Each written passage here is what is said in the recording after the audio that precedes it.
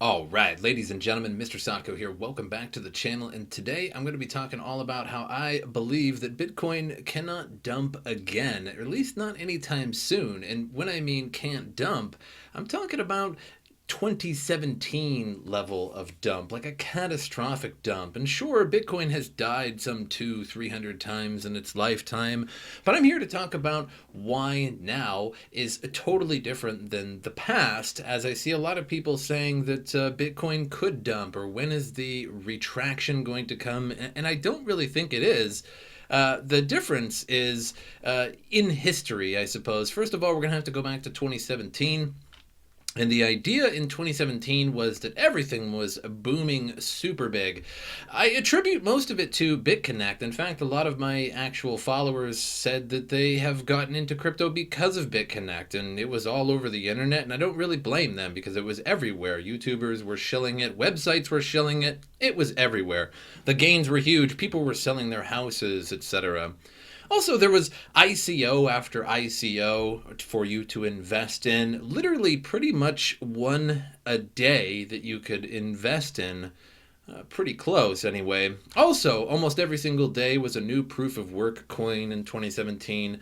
There was always something new that you could dig up and find a new proof of work coin coming out and set your GPUs to it and then sell it off for profit later. And then at the end of the year, BitConnect had went under. They had sold all their Bitcoin. ICOs were selling all of their Bitcoin and Ethereum, etc., etc., and everybody began dumping. So what is the difference of 2017 than it is now? And the idea in 2017 was that it was a bunch of individuals all selling their Bitcoin. It was a bunch of individual ICOs. It was a bunch of individual BitConnects and various other Ponzi schemes. And it was a bunch of individual people who sort of fudded out of the system and sold all of their Bitcoin.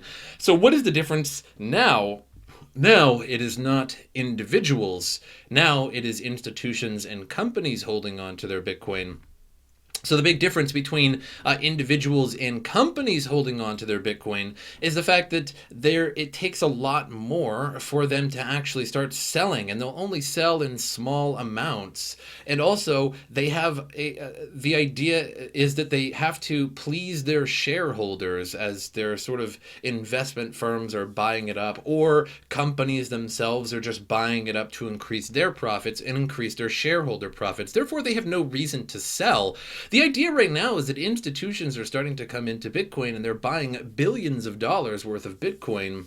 And they're not all just going to sell at once, because that would certainly displease their shareholders. And with other institutions seeing that other institutions are making money, they start buying in. And people are going to realize pretty soon that all you have to do is buy into Bitcoin and it's going to raise the price and please your shareholders. And that is going to get to such a level of Bitcoin price. I really do think we're going to see 100,000, 200,000 here in the near future, whether it be this year or in a few years, because mind you, we have halvenings every 4 years with Bitcoin.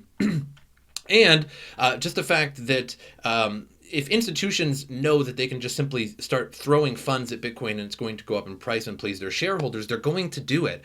And eventually, Bitcoin is going to get at such a high level that it's sort of going to price out the middleman, the little man like us, like the individual investor. Now, that doesn't mean you can't be investing into cryptocurrency, because, of course, you can buy fractional amounts of cryptocurrency. However, by buying those fractional amounts of cryptocurrency, and because the price is so high, putting $100 or $1,000 into Bitcoin when it's at $100,000 is going to net you mere satoshis, if you will. It's just going to be a very, very small amount compared to what you would get to even today at 30-some thousand. We are actually at 37,000 now. And just to take a second here, we are at $1 trillion market cap for the first time in cryptocurrency history. Congratulations, everybody. We're at $1 trillion market cap. And that's just the thing. Once you get 100,000 Bitcoin, $200,000 Bitcoin, the little man is going to be unable to change it. So back in 2017, we had the little man and we had the whales that would come along and buy Bitcoin or sell Bitcoin and throw it up by thousands of dollars. But eventually, even a single whale, and not an institution, just a single whale guy with a few $1 million, is going to be unable to move the price of Bitcoin. And the only people that will be able to move the price of Bitcoin will be the Wall Street level institutions that have no reason to sell it. As long as it's going up in price and their shareholders' value is, their investment is increasing, they are going, it's sort of like the Wolf of Wall Street. They're going to call up, they're going to want to sell their shares in Grayscale Bitcoin, and Grayscale is going to go, no, you shouldn't sell it. You should hold on to it for a lot longer. And therefore, it's not just one person that's going to dump millions of dollars of Bitcoin and lower the price. It's these individual investors are going to be convinced not to sell. So again, the price of Bitcoin is going to be so high that it's just going to be, the average person, even a millionaire whale, is going to be unable to move the price. And I think that's about the time when it'll start actually stagnating and will only move up when institutions actually decide to buy a big amount and not the little guy or the whale. So that's why I don't think that Bitcoin is going to dump anytime soon. That doesn't mean that it can't go down a few $1,000s. It did that just a few days ago with the expiration of futures. There was a big expiration of futures contracts and it drops a few $1,000s. And we'll see that in the future. But what I mean is there can be no catastrophic 2017 back to $3,000, back to $6,000 because all of this money is waiting on the sidelines. I mean, if Grayscale is buying billions of dollars worth of Bitcoin now at these prices, then and other institutions and companies as well, mind you, I just like to use Grayscale as the biggest example. If Bitcoin dropped to 30,000 or to 25,000, do you think that they're going to wait on the sidelines? Probably not. They're probably going to be buying as much as possible, pushing that price right back up instead of individuals who just don't have enough money and whales who are just backing out and getting scared. Totally different environment. So one of the things that was the catalyst for this now currently $37,000 Bitcoin was PayPal. PayPal enabled the purchasing of cryptocurrency with Bitcoin, Ethereum, I think Bitcoin Cash. And their holder is Paxos. So their holder of cryptocurrency is Paxos, and Paxos had to buy hundreds of millions, if not billions of dollars, essentially, worth of Bitcoin in order to actually give it to these people. Now, with PayPal, it is sort of weird because when you buy Bitcoin on PayPal, you can't transfer it off of the system and you can't transfer it to other people. It just sort of sits in your account. And the idea is that 26 million merchants use PayPal for their services, and you would be able to use that Bitcoin and buy something with it, and it would just automatically turn into fiat. So Paxos does have to hold the appropriate amount of Bitcoin that people are buying on PayPal in order to match a 1-to-1 ratio sort of deal. But it is a little bit different than, actually holding onto your own Bitcoin. It does go up and down in price, and you can later sell it. If Bitcoin is at 30,000, it goes to 40,000. You can sell it back to fiat in PayPal, but it doesn't quite work the same way. However, it was indeed the catalyst of what we have now. That along with Grayscale as well. But of course, this announcement came around October 21st. This article is around October 21st, but it was sometime around there that there was the official announcement. And we had been at 10,000 for quite a while. I mean, you can really go back in the chart several months. And even if you pull this chart back to early 2020, you can see that we were about at that price for quite a while. 9,000, 10,000. We were sort of fighting that area for a long time. And then about October 21st, you could see that announcement here, up to 12,000, up to 15,000, and more and more and more. Another big company that bought a bunch of Bitcoin was MicroStrategy. And again, these are all big companies, and they're not just going to immediately sell like a whale. They don't get scared. They don't FUD easily, and they're holding on to it for the long term. This is a corporation buying the Bitcoin, not just somebody who's planning on selling it at $15,000 or planning on selling at $20,000, or as soon as it starts to go down, they scare and they FUD out and they sell their Bitcoin, and people do that en masse. The individual is having a less impact on the crypto world than the institution is now. And once again, as I repeat myself, once Bitcoin's $100,000 or $200,000 or something like that, the individual person isn't really going to matter. Sure, you could still buy Bitcoin, and if it goes up by 10%, your investment goes up by 10%. Not a problem, because we can buy fractional amounts of cryptocurrency. However, it doesn't really matter, because all of us combined, even pretty much the entirety of the U.S. purchasers of cryptocurrency, could not equate to the billions that these companies are putting into Bitcoin. So MicroStrategy announces over 1 billion in total of Bitcoin. They announced that they added an additional 29,646 Bitcoins for approximately 650 million. As of December 21st, the company holds an aggregate of approximately 70,470 Bitcoins. So the average person cannot even buy an entire Bitcoin. The average person can buy just a fractional amount of Bitcoin, which were acquired at an aggregate purchase price of approximately 1.125 billion, approximately $15,964 Bitcoin. So these people are insanely in profit. I mean, we're talking over double the profit right now of over $1 billion. So they purchased it for $1.125 billion. Now they're well over $2 billion. So they're over $1 billion in profit within pretty much a couple months. That's pretty much the biggest gains I think almost anybody's ever seen. I'm sure there are gains like that in the finance world and the company and corporate world a lot, but that is pretty good value indeed. And other corporations are going to be seeing this. 2021 is going to be an exciting year for Bitcoin indeed. Now, 2018 was pretty lame. 2019, meh. 2020, pretty exciting. 2021, wow. Now that they see Grayscale buying an unbelievable amount of billions of Bitcoin, et cetera, et cetera. Also, you have to remember, too, that this is a new fiscal year for a lot of these companies, and they have a new fiscal year budget, et cetera. So if you were one of these companies watching this and you could invest as well, would you put some of your portion towards that? You probably should. I think in the future, any corporation that does not buy into Bitcoin, or any investment in a corporation that does not buy into Bitcoin is a fool. Imagine not buying into Bitcoin in 2021 and seeing those incredible gains. I mean, this is like over 100% gains. As of December 21st, they held all that. And it's only been 15 days or so, maybe 20, and they're at basically 100% profit. So Grayscale buys Bitcoin faster than the miners can make them. This is another thing. Is it all of these companies are buying Bitcoin far greater than it can even be produced. And in 2024, we're not going to see 6.25 Bitcoin. We're going to see just 3.12 Bitcoin per 10-minute block period on average.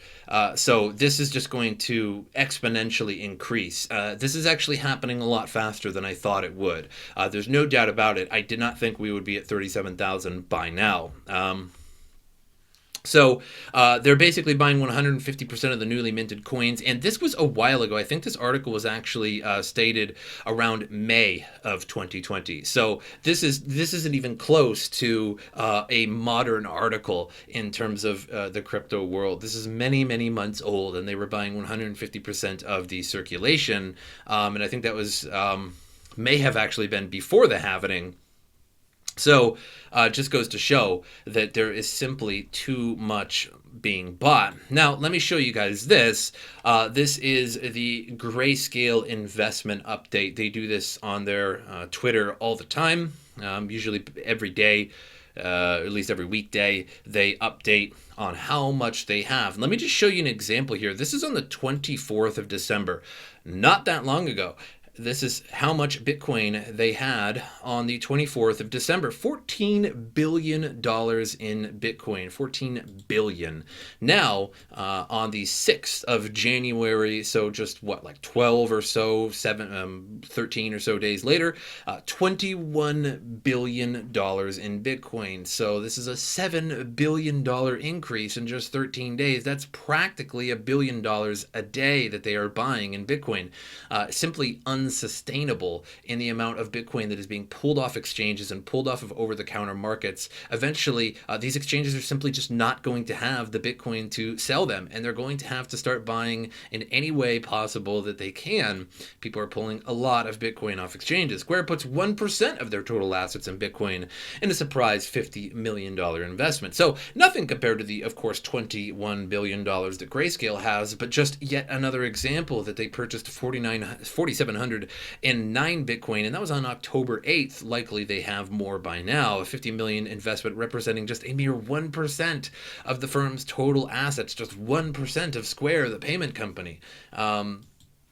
And then a massive exodus of Bitcoin continues to leave exchanges. Over 87,900 Bitcoin withdrawn in 30 days from major exchanges. So back in December 2019, Coinbase held close to 1 million Bitcoin. In fact, in January 2020, Coinbase held around 969,000 Bitcoin. It was up to its highest point, 973,000 Bitcoin on February 10th, 2020. But all year long, not only from Coinbase, but also a slew of other popular exchanges have seen massive amounts of Bitcoin withdrawn after holding close to a million Bitcoin in February 10th, 2020. Today, the exchange only holds 805,000 BTC, excuse me. So only 805,000 BTC. Only what, but still, it just goes to show that just Coinbase alone, you can see the whole chart here is just sort of slanted and crooked downward if you guys are watching and not just listening. By the way, I do have a podcast. It is the same podcast that you would be watching here, but just the audio version. You can find that on Anchor.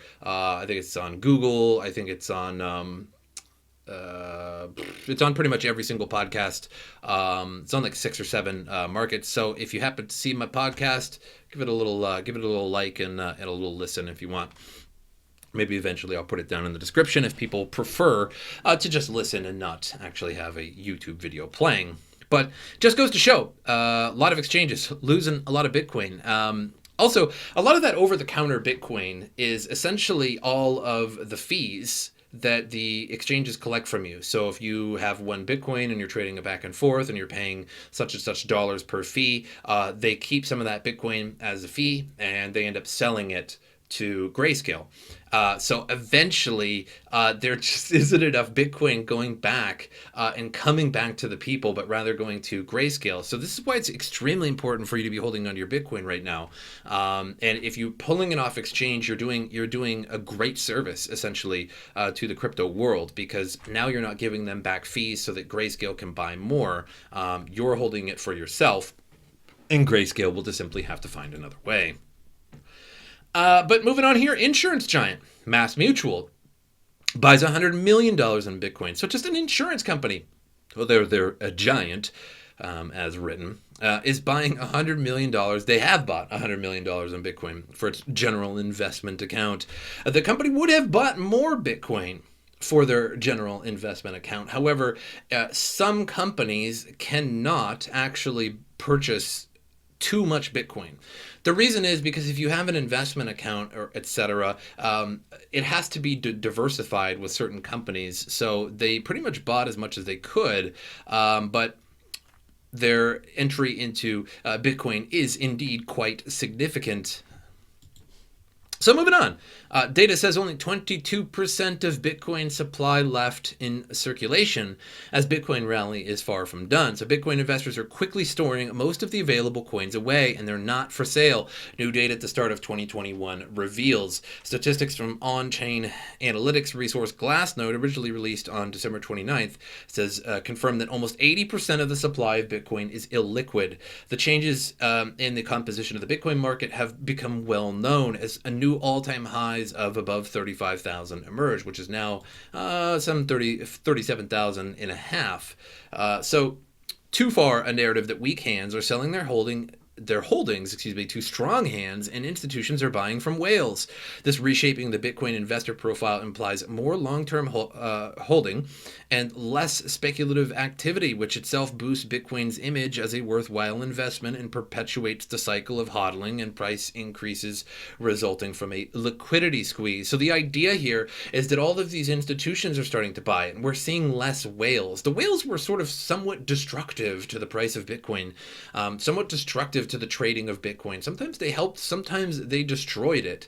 And you could see that a lot with a lot of Bart Simpsons on the charts prior to 2020, where Grayscale was buying it, and MicroStrategy and these various other institutions and companies. And what you would see is just the chart going along, and then you would see a big just straight up wall where one whale just came along and bought a whole bunch of it, and power brought up the price by a few $100, which also brought in other people to FOMO in, and it brought it up even more. So Bitcoin just jumps up $1,000. It goes sideways for 6-7 days and then dumps down by a mysteriously equivalent amount to what had pumped previously 6 days ago. And the idea is that essentially a whale can come along, buy a whole bunch of Bitcoin, start raising the price, whether they do it on one exchanges or multiple exchanges, and raise the price of Bitcoin. That gets people looking at the charts. They buy into it, raises even more. Then the whale actually will sit there for a while and determine if the price is going to continue upwards or if it's going to go downwards. When they determine that it's going to go downwards, they sell, and usually will open up short positions on various exchanges, and then they will sell the same Bitcoin that they just bought while opening short positions, knowing that the price of Bitcoin is going to go down, then close their short positions and gain a whole bunch more Bitcoin than they would have if they had just simply sold it. And this was a very easy thing to do if you have millions upon millions of dollars. This is not something that is particularly complicated, and we're seeing a lot less of that. The whales have a lot less, and now the whales it's much harder for an individual person, even if you have tens of millions of dollars, to pump the price or dump the price of Bitcoin. The liquidity is getting pretty high, and yet at the same time the liquidity is getting pretty low, but the price is getting so high that it's just hard to actually move it for one person and not just for institutions. So moving on here to CoinMarketCap, again, we have a $1.21 trillion market cap. So just before I actually refreshed this, I had said that, I had given a congratulations to the $1 trillion market cap. We were at $1 trillion, about $5 billion market cap. And all of a sudden, poof, we're at $1.021 trillion market cap. So that's how fast things are actually moving up. In fact, things are moving up so well that XRP is moving up, which is in the middle of an SEC lawsuit, which is interesting. Now, however, I made a video yesterday talking about XRP and what some things could come out of the actual lawsuit against them. And if they're found to be a security, the company might have to shut down. XRP, of course, will still continue as a cryptocurrency, and will likely sort of lose its long-term vision. What do I think the actual outcome is? I think the outcome will likely be that they are found to not be a security. I think to find them as a security will take a ton more evidence. I think also finding them as a security will be very damaging to a lot of people's money. I just don't think it's going to happen. They may get a fine or something for things that they did in the past, at best, I think. It could be worse, and then I think once that is, I think we're going to see an incredible XRP rally. As much as I'm sort of somewhat biased against XRP, hey, come on, I'm just a man. I do believe, if you want my positive input, that there will be a pretty strong rally of XRP if found to not be a security, and this whole thing blows over. People will go, oh, this is definitely not a security now. Exchanges will relist it. Exchanges will unsuspend it. Grayscale will repurchase XRP. As they're trying to get rid of it now and putting all the money into other things right now during this lawsuit. And I think we'll easily see 60 or 70 cents again, maybe in just even a matter of days, if not already soon. But $170 Litecoin, $1,200 Ethereum. So we're only $200 off from Ethereum from the all-time high, which was somewhere around $1,400, something over that. But that's all I have for you guys today. I hope you guys enjoyed it. Make sure you like and subscribe to the channel. That helps me out a lot. Also, sharing the video helps me out a lot as well. Also, still, I know the FOMO is just so strong. People are just fighting each other, breaking windows, throwing chairs, just creating a chaotic disturbance over this. But there's still one sign up to banned Coinbase Earn. So if you haven't done it yet, it's free real estate and it's free cryptocurrency. So that's going to be in the description below. It's also going to be in the comments below as well. One sign up, so one person, click on it, do the test. It's like 3 questions. You get free crypto, and then you can just turn it into Bitcoin if you want. If you don't like band, turn it into Bitcoin. I don't care. Either way, I hope you guys enjoyed it. I'll see you guys next time.